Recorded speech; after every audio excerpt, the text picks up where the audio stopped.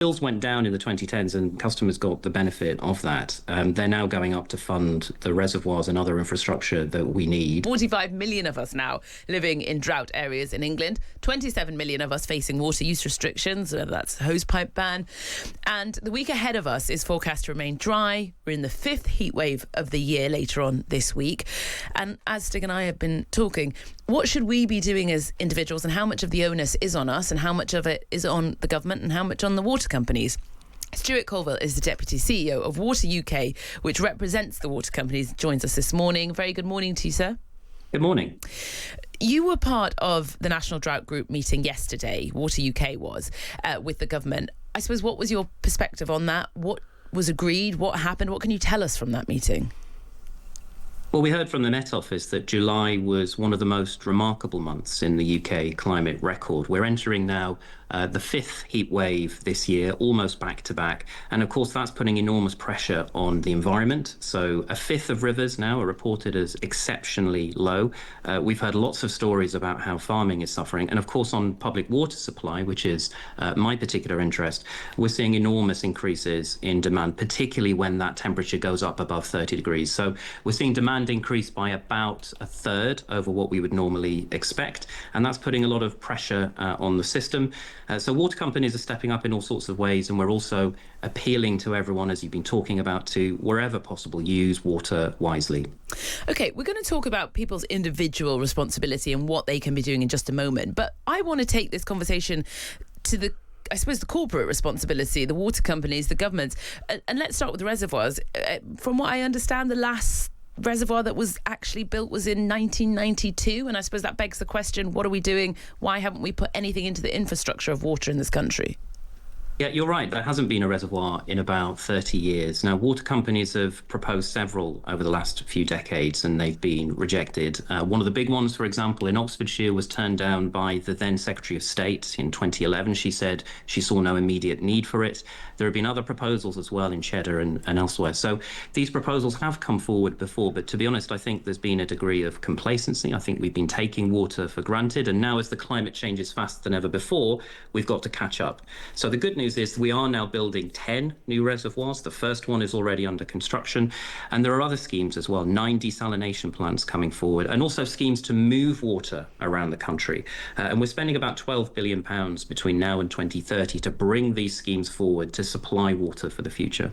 I'm glad you've mentioned desalination, because quite a few of our listeners have texted in today when we're talking about water saying, well, why don't we just do desalination? They do it in the Middle East a lot. We are an island. We are surrounded by seawater. Surely that's a viable option. Talk to us a little bit about how viable it is, where those desalination plants are being built, and I suppose what pressure will they relieve? Yeah, it's absolutely a viable technology for the UK. Clearly, if you look around the world, it's really common. You see cities in the desert. It's one of the things that we are bringing forward. So 9 desalination schemes at the moment. They don't work everywhere because they release a very salty brine, which can harm the environment. So you need to be very careful about the location, but they're absolutely part of the mix. The other issue is, of course, they're very energy intensive.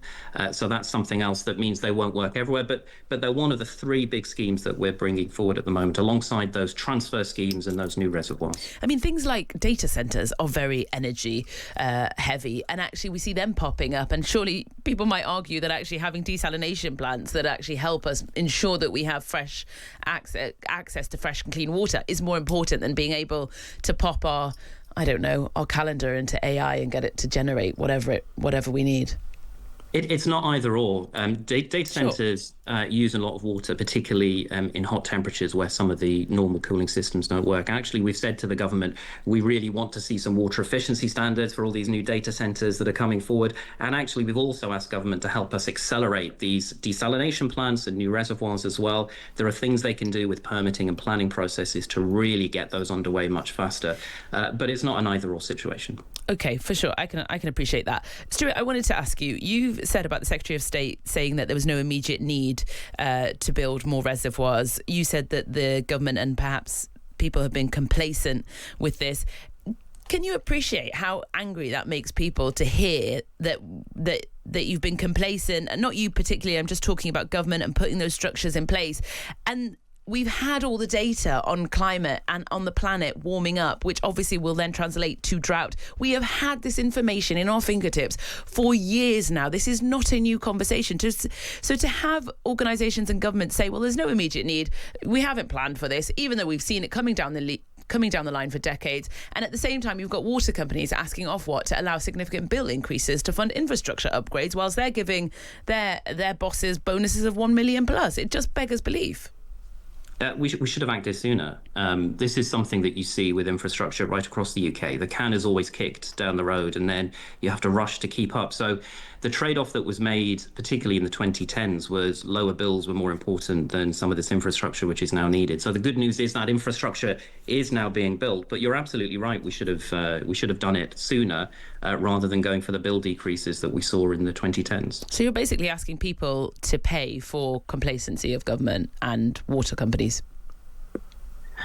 Well, so bills went down in the 2010s and customers got the benefit of that. They're now going up to fund the reservoirs and other infrastructure that we need. Do I wish that we'd done this 10, 15 years ago? Yes. Well, water companies were bringing forward those proposals. They were saying, let's build a reservoir in Abingdon, let's build a reservoir in Cheddar, let's do more on leakage in some cases. But the bill decrease was seen as more important at the time. All right, I really appreciate your insights, Stuart. Thank you for joining us on the programme this morning. The fifth heatwave of the summer is on its way, with amber heat health alerts issued for most of England. Temperatures could reach 36 Celsius or higher this week. Drought's expected to be declared across most of the country. It's now known that firefighters attended nearly 400 wildfires last month, bringing the total number to more than 710 this year. Welcome, Dr. Chloe Brimacombe, climate scientist at the University of Oxford. Let's talk about the climate then, shall we? England and Wales suffering a record number of wildfires last month. How damaging is this fifth heatwave set to be, do you think, Doctor? I think it's been a very extreme summer. So we've had 5 heat waves, but we've broken 35 degrees Celsius for the first time on record in May, June and July. And as you said, there's been a lot of wildfires that have been worse this year simply because of the dry and hot weather, but also because we had such a damp spring, which meant that there was more vegetation available for these fires to then burn. So looking ahead, it's quite likely that in this upcoming heat wave, we could also see excess deaths from the heat, which we saw 2,900 excess deaths in the May and June heat waves. So this year is also perhaps on record for us to see an alarming amount of excess mortality during the summer. Do you think there is any chance then of us returning to the kind of climate that we used to experience, you know, the changing seasons in Britain? And I say that knowing that there are parts of Britain that are raining at the moment and it's very, very hot down south. But do we just have to get used to this kind of climate? Well, actually, climate change is also causing those areas that may be experiencing rainfall at the moment to have more rainfall when it occurs, so more extreme rainfall. So it's also causing that, as well as this extreme heat that we are talking about this week in England and Wales. It kind of is as part of climate change. It's unlikely that we'd be able to go back to the climate that we once had. It is possible, however, with a transition to net zero and reducing greenhouse gases, which causes the warming that causes these extreme weather to become more intense. If we reduce that, then we can stop this getting any worse. And that's why we're always on about doing that as quickly as possible, because actually doing it quicker also has sort of a change in the intensity of these extreme weather events going forward. Well, we're all thinking about what measures we should be taking to prepare and protect against drought and wildfires in the future. The National Trust, for example, is urging the government to take stronger action on climate change and give fire and rescue services more funding for wildfires. What sort of measures do you think the government should be taking to protect against these things in future? I think I would support calls from organisations like the National Trust. There's been a lot of organisations that have come out with really good things over this summer, so I think I would urge government to listen to those organisations, as they've been working in this area for a number of years and work with local communities. From my perspective, I think it's about long-term planning. It's about making sure that we have secure water supplies and investment in that infrastructure, and also there's a concern about food security. So if we work with farmers about what they need to adapt crops like wheat, but also potatoes, cucumbers and other vegetables as well, I think that's a key area going forward. And also energy security. So I've been saying that the most vulnerable should have access to air conditioning or heat pump cooling heating technology to protect them, because my concern is that they wouldn't have access to that in the future. So things around energy security and ensuring that the grid can produce enough energy, and people that have access to cooling, people that need access to cooling have it, Oh, interesting. The whole sort of air conditioning debate is one that gets people going, isn't it? There are people who say, well, look, we've just got to move into accepting that that's what we've got to put, at least into new builds, and, as you say, for people that need it, who are perhaps a bit more vulnerable. But on the other side is air conditioning pumping out into the air. Is that bad for the climate as well? That is the key core of this debate. So it's called the air conditioning culture debate. And the issue is that we know that air conditioning actually, especially in urban areas, causes the environment to heat up more. It also causes emissions that makes heat waves get worse. But I think that someone also said that during winter we have heating, which also causes emissions, and we're not debating whether people should have access to heating.